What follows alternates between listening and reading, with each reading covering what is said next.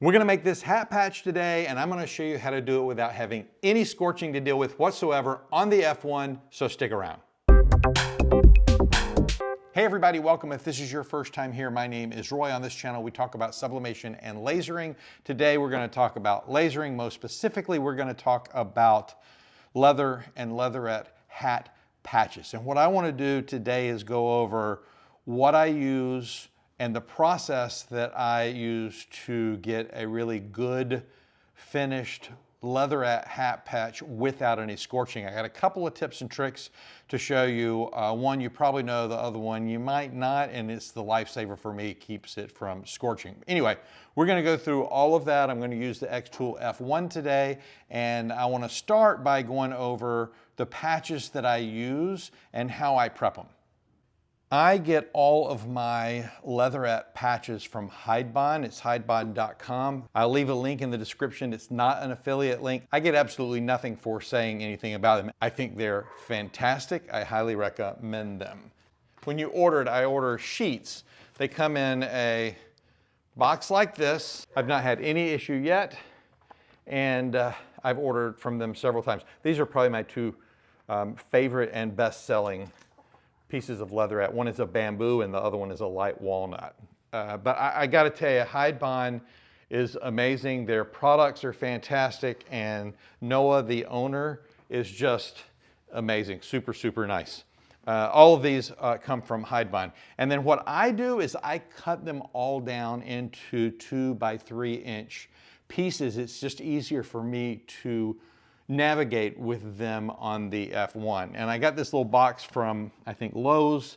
I keep all of my cut, or as many as I can fit, of my cut leatherette in the bottom, and then the top I have all of my grid test arrays, and then the very top I have finished patches and a few extra of the golf, which is really cool if you haven't tried the golf yet. But I keep all of the finished patches up here. So a really neat way to store them in this. Again, I cut them into these smaller sections. And the sizes I'm using now are, I believe this is 2 by 3. I get a little bit of waste from it, but it's just so much easier to maneuver. So what I'll do is I'll take,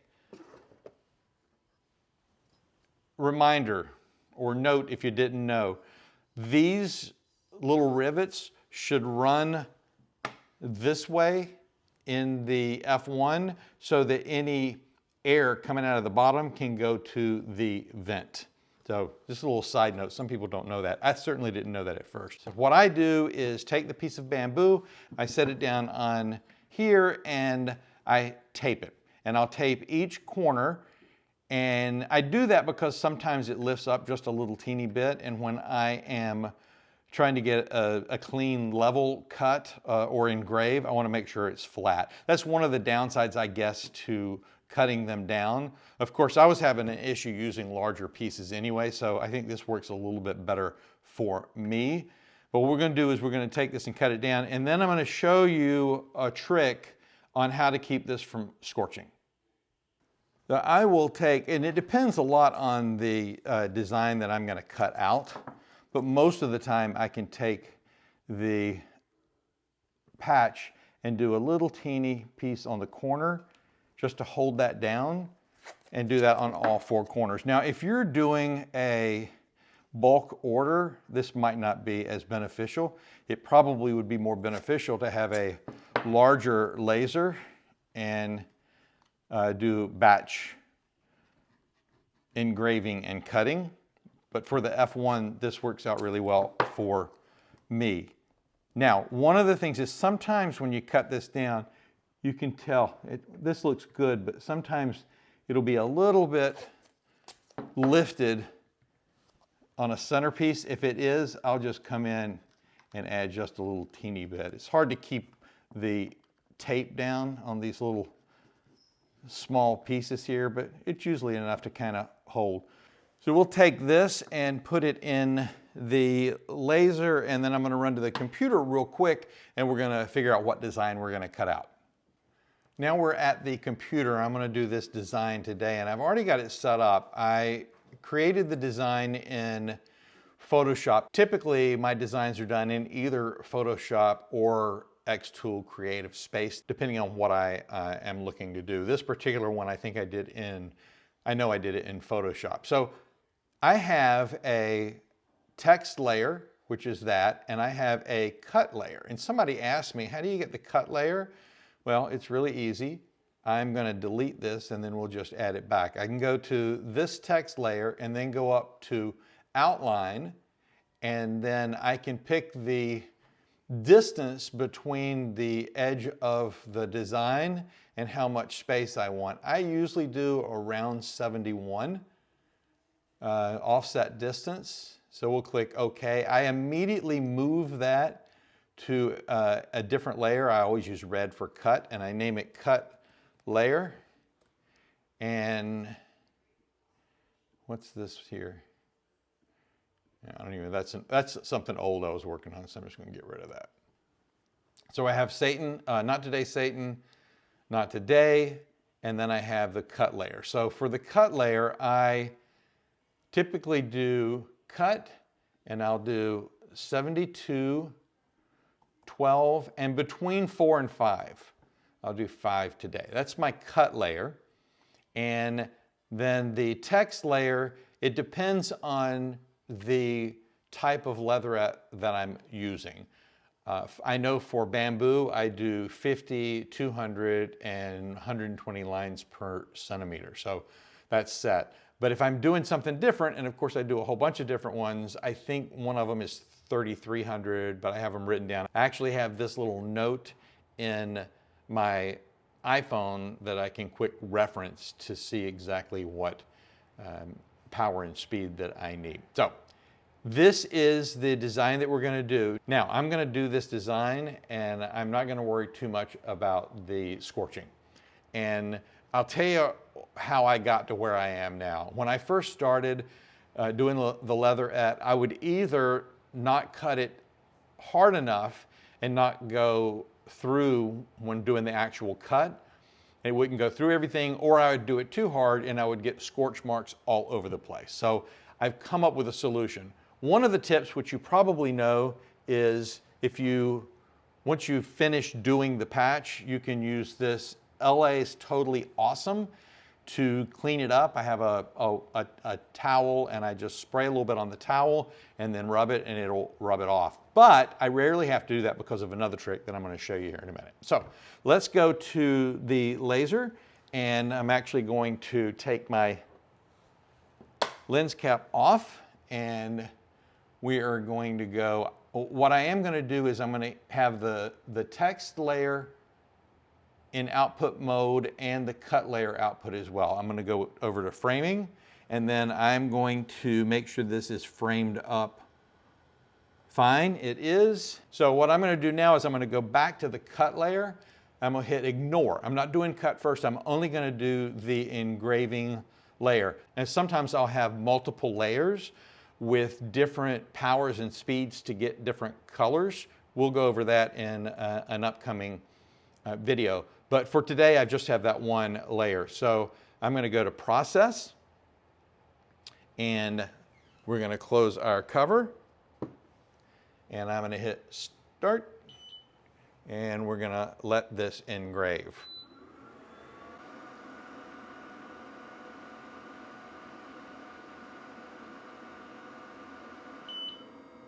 Okay, we are done. Now here's part of the really cool tip that I'm going to show you. But before I show you that, we have to be very careful that we do not touch that. Because remember, I haven't done the cut layer yet. So we want to go back to the computer. I'm going to hit OK. And now I'm going to go to the text layer. I'm going to ignore it.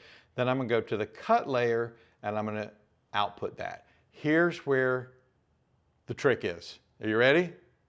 You ready? This is my secret weapon. 4-inch wide painter's tape. This is a brand new one I just got a couple of days ago because I'm almost out of this one. I use this all of the time, and I'm going to use it twice, and it's going to really help me with the scorch marks.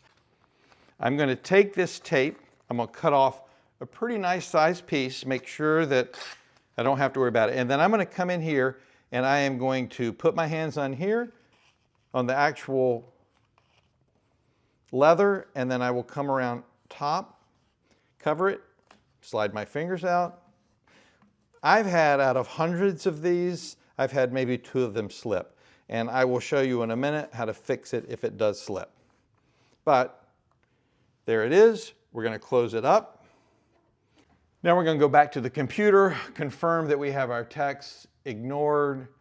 Our cut layer is on output at 72% power, speed of 12 with 5 passes. I often do 4, but sometimes I get frustrated because it doesn't completely cut through. So we're going to do 5 today. And the more passes or the more power or the more speed I do, the more I have the potential to have scorching. But I'm not worried about that. Why? Because the scorching is now going to happen on that painter's tape. So let's hit the process button. You'll notice it's just the cut area. I hit start and I come over here and push the right button and it starts.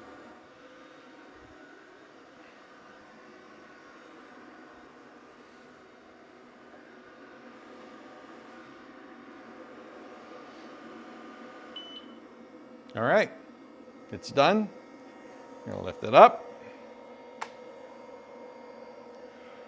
And this is what it looks like. Can you see? So what I am now gonna do is peel this off, and any scorching is gonna be on here. I don't know if you can see a little bit of scorching right there.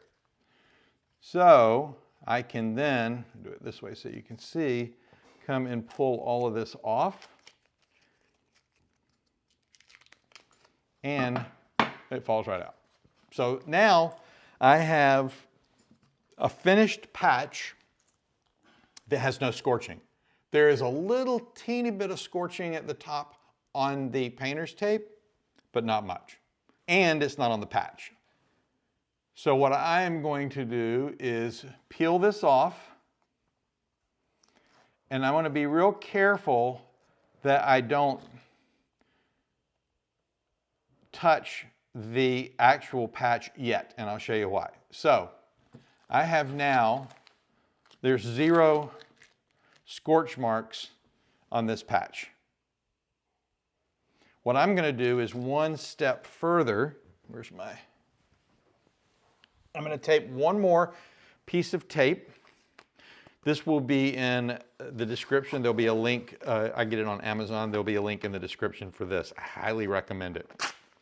Then I take this and I put it over the patch and I rub it really good. Now, 95% of the time when I do this, I don't have any need to use the LA Awesome. But it's still there, and I have less that I have to worry about, less of the gunk getting off to worry about if I do this. And if you'll notice when I peel this off, this is that char that would have wiped off. So here is the patch done. I can do this. It's perfectly fine. So I'm not going to have to do anything on this patch except press it onto the hat. This is without a doubt a lifesaver. Now, if you've taken the time to dial in the perfect setting and you've been able to find it, you might not need this. I could never get it quite right, and this has saved my butt.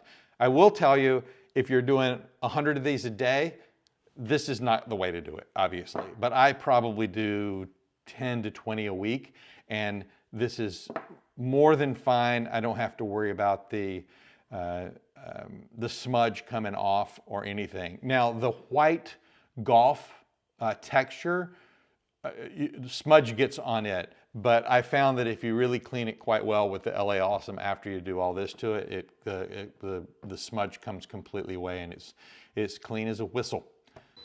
I did want to point out real quick, let's say for a moment that you accidentally, as you're putting this down, or before you go to put this 4-inch tape down, let's say you accidentally, I just hit it.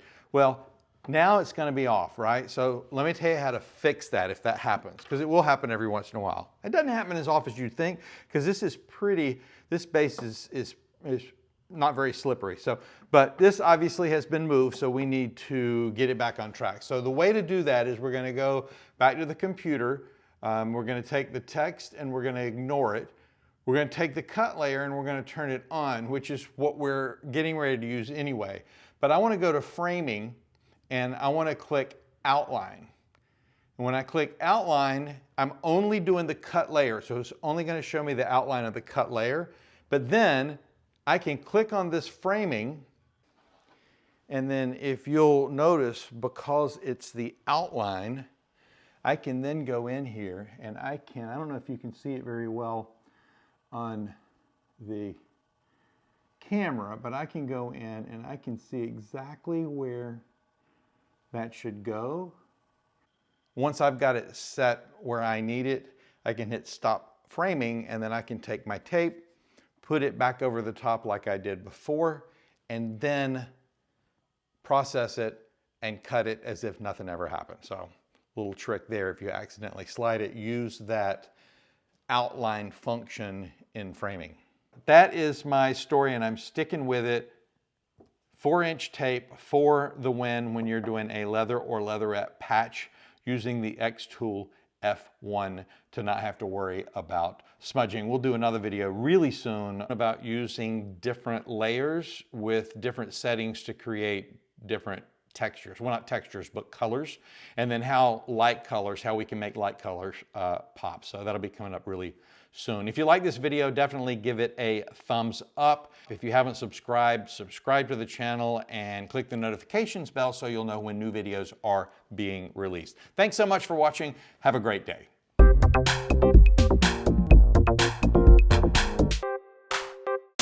I'm just going to start talking and hopefully it'll all work out. If this is your first time, hey everybody, welcome. If this is your first time here, I love you too. Thanks so much for watching. Have a good day. Hey everybody, welcome. If this is your, really, I'm going to show you, and this is